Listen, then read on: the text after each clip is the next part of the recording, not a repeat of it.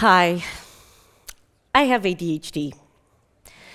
To those of you who don't know, this means I struggle with things like being on time, planning, starting, ending tasks. I get very easily distracted by pretty much everything. Also have impulse control, and I get very easily overstimulated. This all made sense when I was finally diagnosed, and I could finally understand what that meant and how my brain worked the way it did. Let me take you on this journey of how I actually started to accept myself, understand, and turn all of this into my strength. This is me, 5 years old. I was a very, very chatty little girl. And I held the record of collecting the biggest number of toys because I couldn't decide, so I wanted to play with everything. Also, I held the record of being the fastest moving from activity to activity. So normally nowadays, that would also already be an indicator that something was going on. But what you have to remember is that I'm already well into my 40s, so at this time, diagnosed ADHD wasn't necessarily something that you talked about or you heard about so much. And this just kept growing. All these symptoms, mainly me wanting to do several tasks at the same time, getting really excited, always interrupting people, my thoughts going at the speed of light. It did not get better. It actually just continued to increase. And my parents even, be blessed. They tried to do their best to get that energy out of me. So they even put me in yoga.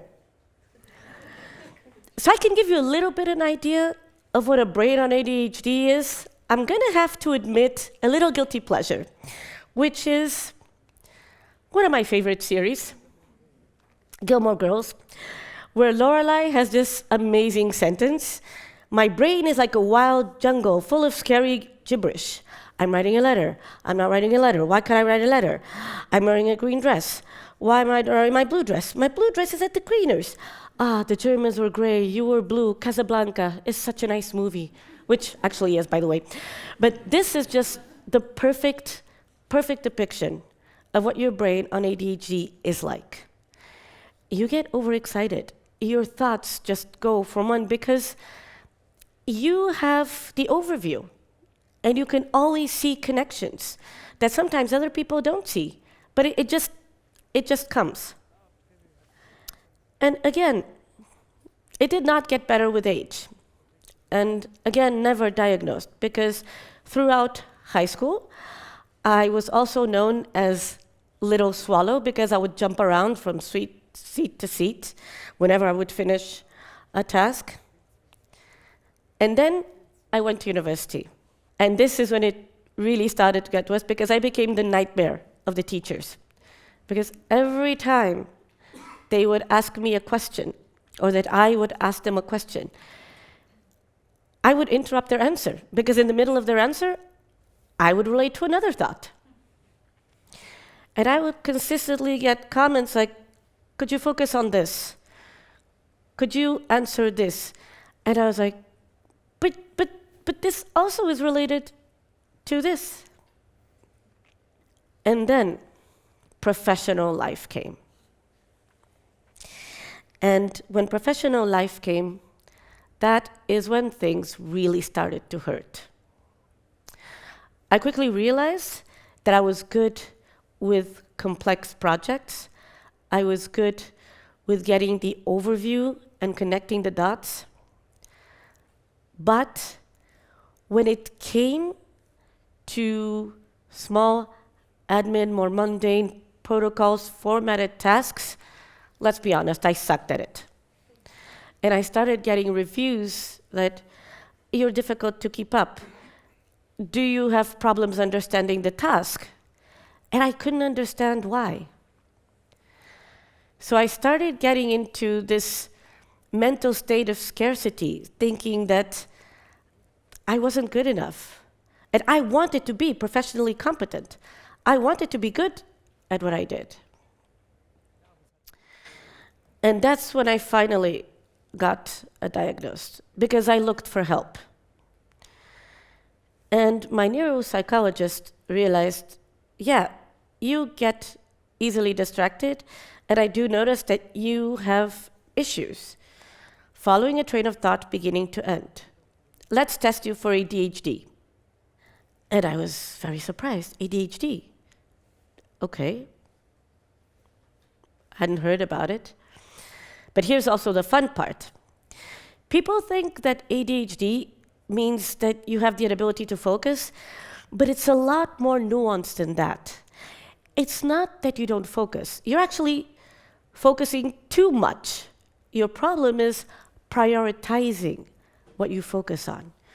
You're actually wired for interests, and you even have a thing called hyperfocus, which means when you do find a task that you like, a topic that you like, you go deep dive. And that is what I did. I started to learn what it meant, but I still had a lot of shame. I still thought that, why do I have to be like this? Why can't I just process information the same way other people do? It affected my self-esteem. It affected how I felt depressed.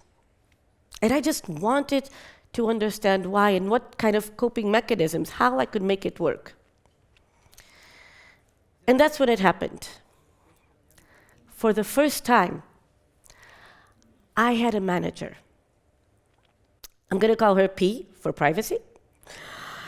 And for the first time, I had a manager that asked me the most magical question. What are you good at? What do you like? What do you don't like? And then the second best question. What do you struggle? And how can we make your struggles get better? I was taken aback. Nobody had ever asked me that. And all of a sudden, the shame that I felt, I was like, oh, I could actually talk about this. This is amazing. And we sat down, and we came up with coping mechanisms. For the first time, this was what changed my life. The diagnose, making me have a name, and coping mechanisms. Coping mechanisms made me feel that I could actually deal with it, that there was a way that I could turn it into a strength. So we talked about, okay, you're good with complex projects. Let's make that even better. Break it down to small projects, to small tasks. You have problems prioritizing? Let's try prioritizing not just your time, but also your energy. So every morning, I would look at the tasks in a complete different way. Not just the time that it would take, but the energy. And that allowed me to be much more effective. The most important is I was finally able to have an open communication.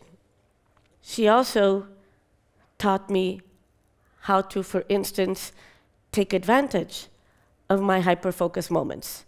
Because she also noticed, yes, you do have topics that you focus more and it's easy for you. So she made me be more aware of what triggered and what helped me focus. And that's when I could actually rock my creativity and actually know exactly when I could dive in and make it better. And then what I also discovered for myself, continue my exploration, is that support groups, finding other people with the same struggles, that also helped. I wasn't so alone anymore. I saw other people that had these struggles that also had other coping mechanisms that help.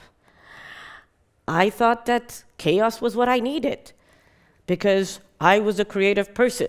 So chaos is what we all creatives need, right? Connecting the dots. Spoiler alert, it's not. It's definitely not. Having a clean work environment, distraction-free environment, does help you go further. And I kept exploring even more. And bear in mind, this is just my own journey, and the friends that know me will definitely laugh about this. But I actually discovered that sports and nutrition actually help a lot. And slowly, I got to this. This picture was taken by a very, very dear friend of mine, and it's still one of my dearest moments. And I thought I'd bring it here because it is the absolute reflection of what I was when I finally decided to accept myself, own the difference. And if there's one thing that I want you to take away from this talk today, is that being neurodivergent, having a brain that just processes information a different way, maybe you're too sensitive to stimuli, maybe you just have a hard time focusing on details, maybe you just think too fast, whatever it is, own your difference. You can turn it into your strengths from the moment you accept yourselves and you find the strengths to manage them. And that is how I went to this. It will always be my dearest picture. It symbolizes acceptance. And it's the key takeaway that I would like you all to take today. To own your difference. Don't be afraid of opening to other people about it. I went from being completely ashamed to actually taking a deep breath and being with all of you here today. So, thank you so much for coming. Thank you so much for listening.